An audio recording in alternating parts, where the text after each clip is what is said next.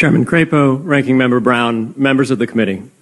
Thank you for the opportunity to speak with you today. My name is Peter Van Valkenburg, and I'm the Director of Research at Coin Center, an independent nonprofit focused on the public policy issues affecting cryptocurrency and public blockchain networks. What is Bitcoin? Bitcoin is the world's first cryptocurrency, and it works because of the world's first public blockchain network. What does Bitcoin do? It's simple. It lets you send and receive value to and from anyone in the world using nothing more than a computer and an internet connection. Now, why is it revolutionary? Because unlike every other tool for sending money over the internet, it works without the need to trust a middleman.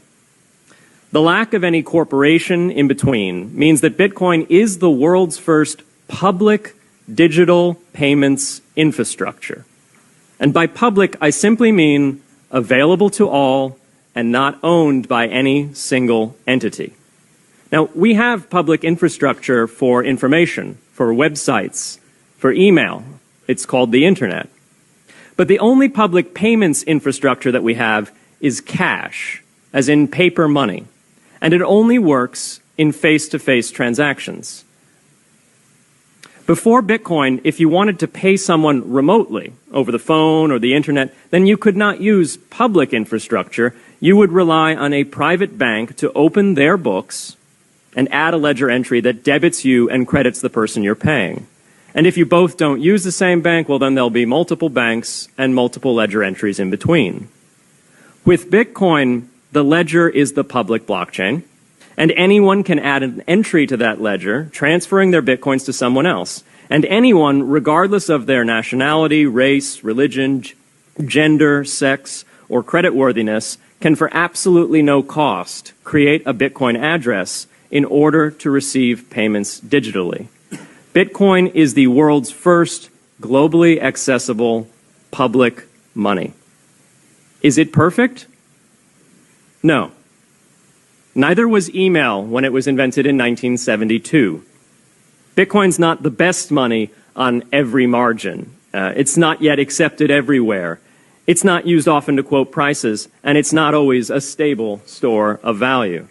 But it is working, and the mere fact that it works without trusted intermediaries is amazing. It's a computer science breakthrough, and it will be as significant for freedom, prosperity, and human flourishing as the birth of the internet. And Bitcoin is just the beginning.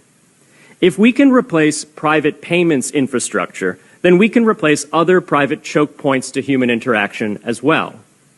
Now, why should we want to build more public infrastructure? Why should we embrace blockchains over corporate intermediaries? Why should we tolerate their inefficiencies and work to make them better?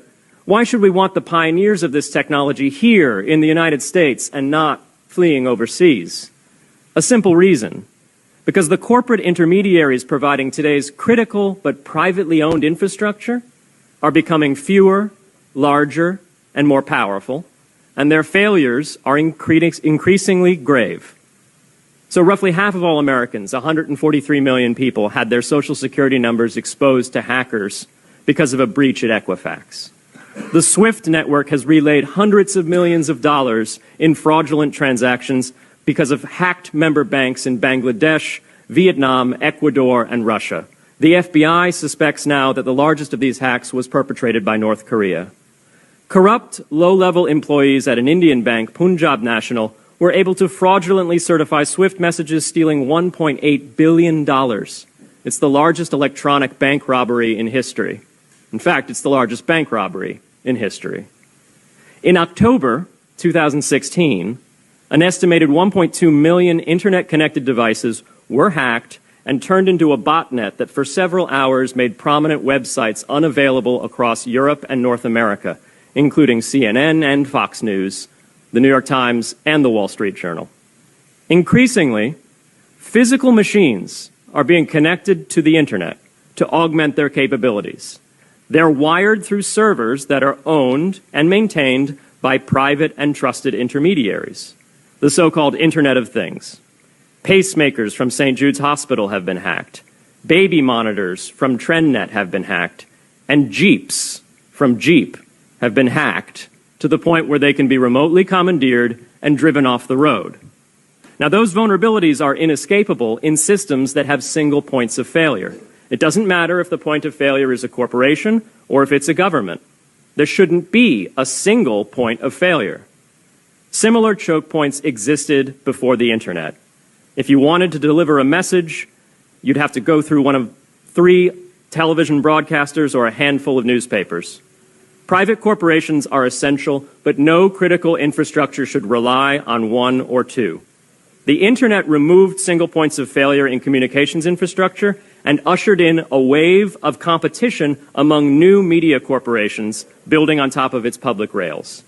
Blockchains can similarly disintermediate critical payments and IoT infrastructure. The technology is not yet ready to answer all of those questions today, but it is our best hope. And as with the internet in the 1990s, we need a light-touch, pro-innovation policy to ensure that these innovations flourish in America for the benefit and security of all Americans.